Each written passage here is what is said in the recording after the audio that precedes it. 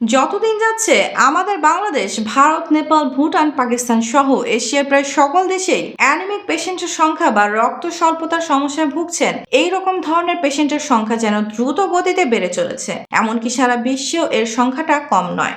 আপনি শুনলে হয়তো আশ্চর্য হয়ে যাবেন, বিশ্ব স্বাস্থ্য সংস্থা WHO এর 2021 সালের একটি হিসাব অনুযায়ী বাংলাদেশের গর্ভবতী নারী এবং 5 বছরের কম বয়সী শিশুদের মধ্যে রক্ত স্বল্পতা একটি মারাত্মক সমস্যা হিসেবে চিহ্নিত করা হয়েছে, যেখানে গ্রামীণ অঞ্চলে 45% কিশোরী ও 49% গর্ভবতী নারী রক্ত স্বল্পতায় ভুগছেন। এছাড়া বিশ্বব্যাপী 5 বছরের কম বয়সী 42% শিশু এবং 40% গর্ভবতী নারী রক্ত স্বল্পতার সমস্যায় ভুগছেন। আবার 2021 সালের আরেকটি সার্ভে অনুযায়ী ইন্ডিয়ার 66% শিশু, 57% মহিলা, 52% গর্ভবতী মহিলা এবং 31% পুরুষ এই রক্ত স্বল্পতার সমস্যায় ভুগছেন। একজন মানুষের যখন শরীরে রক্ত কম হতে শুরু করে, মানুষটি মনে করেন যে সমস্ত খাবারের মধ্যে আয়রন রয়েছে, সেই আয়রন যুক্ত খাবার বেশি বেশি খেলে আমাদের শরীরে রক্তের মাত্রা বৃদ্ধি পেতে শুরু করবে। এখন আমাদের মনে রাখতে হবে যে শুধুমাত্র আয়রন নয়, তার সাথে সাথে আপনার folic acid, vitamin C, vitamin B12 এইরকম ধরনের যে সমস্ত পুষ্টিগুণ সমৃদ্ধ খাবার রয়েছে, যেগুলিও কিন্তু আমাদের শরীরে রক্তের মাত্রাকে বৃদ্ধি করতে সাহায্য করতে পারে বা রক্ত স্বল্পতার থেকে আপনাকে মুক্তি দিতে সাহায্য করতে পারে। কিন্তু সমস্যা হলো, যে সমস্ত খাবারের মধ্যে দিয়ে এই পুষ্টিগুণগুলি আমরা পাবো, সেই সমস্ত প্রকার খাবারকে একসাথে মিলিয়ে একজন মানুষের খাদ্য তালিকায় যুক্ত করা কিন্তু মুশকিল হয়ে ওঠে।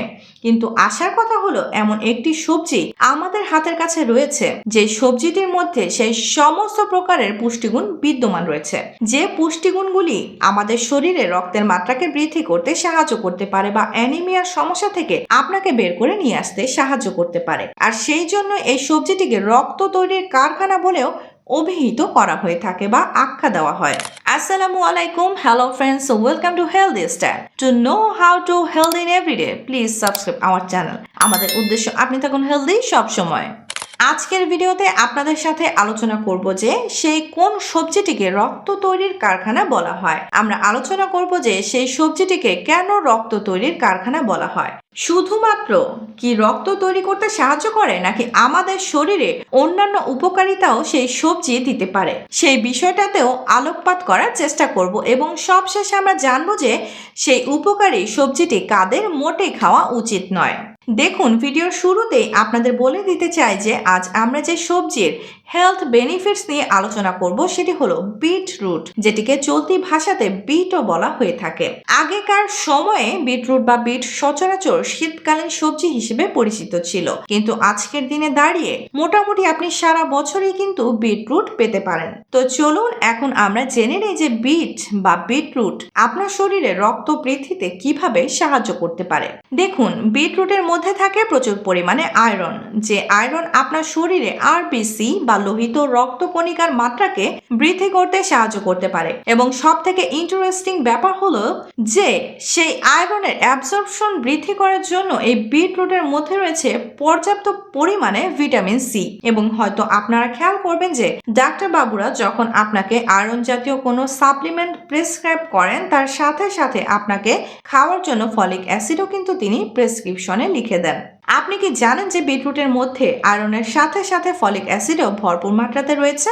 যে ফলিক অ্যাসিড আপনার শরীরে নতুন রক্ত তৈরিতে সাহায্য করে, আপনার পুরো শরীরে রক্ত যাতে সরবরাহ হয় সেদিক দিয়ে সাহায্য করে। এবং এই ফলিক অ্যাসিড শরীরে ডিএনএ সিনথেসিসেও আপনাকে অনেকখানি সাহায্য করতে পারে।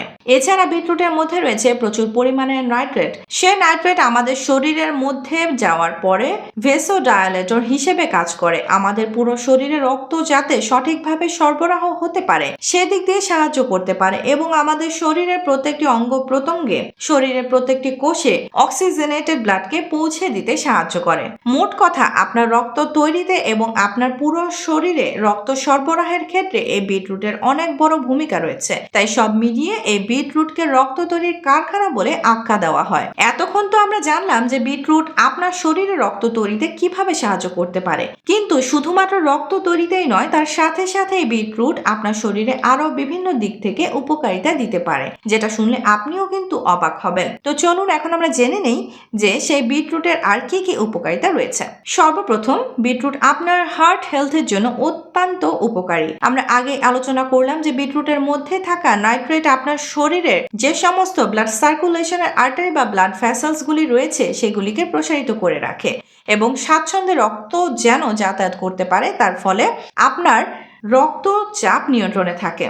আর আমরা জানি যে রক্তচাপ নিয়ন্ত্রণে থাকলে সেটি আপনার হার্ট হেলথের জন্য অত্যন্ত উপকারী। শুধুমাত্র যে রক্তচাপকে নিয়ন্ত্রণে রাখে তাই নয়, তার সাথে সাথে বিটরুটের মধ্যে বিটেন নামক বিশেষ এক ধরনের প্লান্ট বেস কম্পাউন্ড থাকে। সেটি আমাদের শরীরের মধ্যে যাওয়ার পরে হোমোসিস্টিন নামক বিশেষ এক ধরনের নন প্রোটোজেনিক অ্যামাইনো অ্যাসিডের সিক্রেশন এবং প্রোডাকশনকে কম করে দেয়। আর আমাদের শরীরে ওই হোমোসিস্টিনের প্রোডাকশন যখন কমে যাবে তখন হার্ট অ্যাটাক এবং ব্রেন স্ট্রোকের ঝুঁকি কিন্তু অনেকটা কমে যায়। বিটরুট আপনার হজম ক্ষমতাকে বৃদ্ধি করতে সাহায্য করতে পারে, তার কারণ বিটরুটের মধ্যে রয়েছে প্রচুর পরিমাণে ফাইবার। আপনি যখন বিটরুট খাচ্ছেন তখন সেই ফাইবার আপনার হজম ক্ষমতাকে বৃদ্ধি করতে সাহায্য করতে পারে এবং সেই ফাইবার আমাদের গাটের মধ্যে যে সমস্ত উপকারী ব্যাকটেরিয়া রয়েছে সেই উপকারী ব্যাকটেরিয়াগুলি খেয়ে জীবন ধারণ করতে পারে। উপকারী ব্যাকটেরিয়াগুলি বংশ বিস্তার করতে পারে, তার ফলে সেটি আপনার হজম ক্ষমতার বৃদ্ধির ক্ষেত্রেও অনেকখানি সহায়ক হয়ে যায়। শুধু তাই নয়, বিটরুটের মধ্যে থাকা ফাইবার আপনার গাট হেলথের উপকার করে।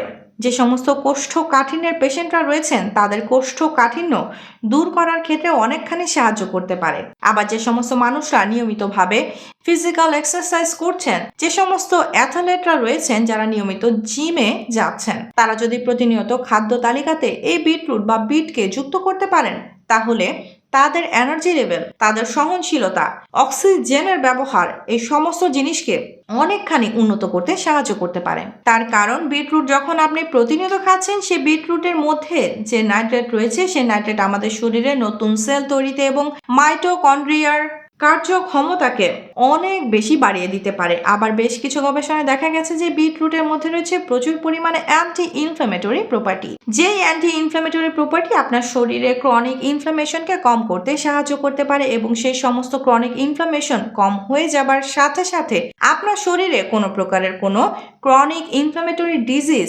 সহজে বাসা বাঁধতে পারে না।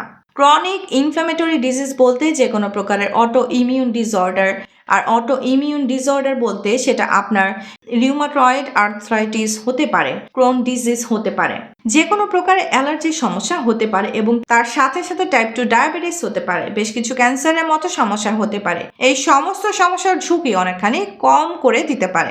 আবার বিটরুট আপনার রোগ প্রতিরোধ ক্ষমতাকে বৃদ্ধি করতে সাহায্য করতে পারে, তার কারণ যেহেতু বিটরুটের মধ্যে রয়েছে প্রচুর পরিমাণে ভিটামিনস এবং মিনারেলস যেগুলি আপনার রোগ প্রতিরোধ ক্ষমতাকে বাড়িয়ে দেয়। বিটরুটের মধ্যে রয়েছে প্রচুর পরিমাণে বিটেন এবং বিটালেইনের মতো হাই পাওয়ারফুল অ্যান্টিঅক্সিডেন্ট যেগুলি আপনার শরীরের সেলগুলিকে অক্সিডেটিভ ড্যামেজের থেকে প্রোটেক্ট করে রাখতে পারে।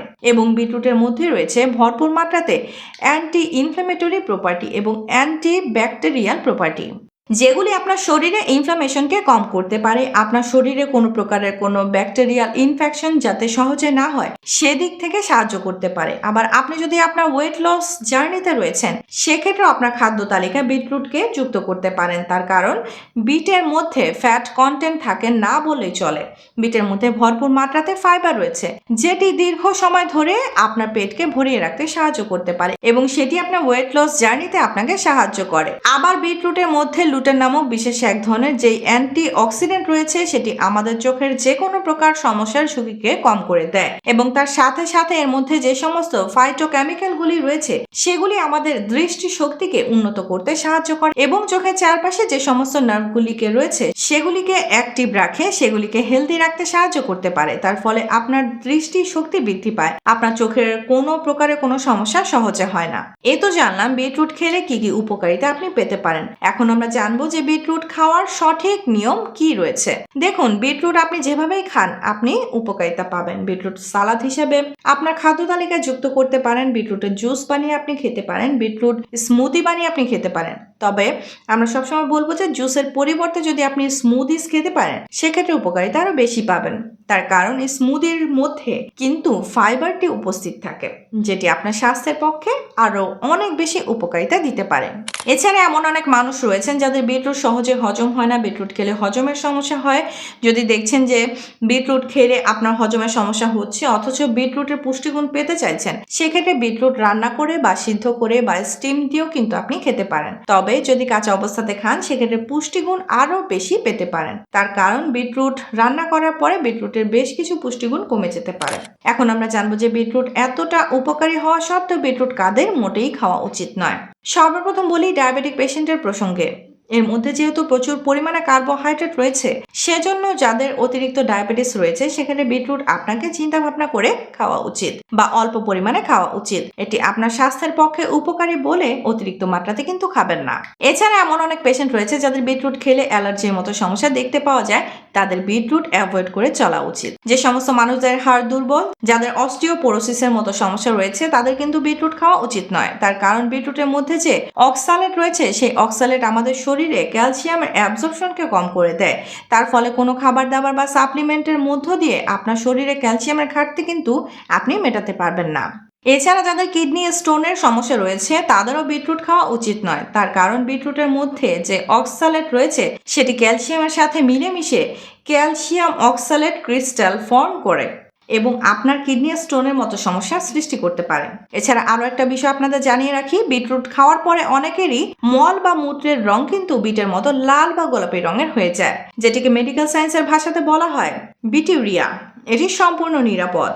এটি হলে চিন্তা ভাবনার কোনো কারণ নেই, কিন্তু আপনাকে এটা নিশ্চিত করে নিতে হবে যে হঠাৎ করে আপনার মল বা মূত্রের রং এর যে পরিবর্তন হলো সেটি বিট খাওয়ার জন্য হয়েছে নাকি অন্য কোনো কারণে হয়েছে। এই বিষয়গুলি মাথায় রাখুন এবং নিশ্চিন্তে নির্দ্বিধায় বিটরুটকে আপনার খাদ্য তালিকায় যুক্ত করুন এবং তার হেলথ বেনিফিটস লাভ করুন। বিশেষ দ্রষ্টব্য, এই ভিডিওটা শুধুমাত্র এডুকেশন পারপাসে তৈরি করা হয়েছে।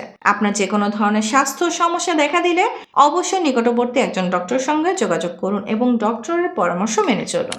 আশা করি ভিডিওটি আপনাদের ভালো লেগেছে, ইনফরমেটিভ লেগেছে। যদি ভালো লেগে থাকে তাহলে অবশ্যই ভিডিওটিকে লাইক করবেন। এখনো পর্যন্ত আমাদের ইউটিউব চ্যানেলটি আপনারা যদি সাবস্ক্রাইব না করে থাকেন তাহলে অবশ্যই চ্যানেলটিকে সাবস্ক্রাইব করে পাশে থাকা বেল আইকনে প্রেস করে রাখার অনুরোধ রইল। ইনশাআল্লাহ খুব শীঘ্রই দেখা হচ্ছে এরকম ইনফরমেটিভ এবং স্বাস্থ্য উপকারী ভিডিওর সাথে। ততক্ষণ নিজেদের খেয়াল রাখবেন। আপনাদের সুস্থতা এবং দীর্ঘায়ু কামনা করছি। আল্লাহ হাফেজ।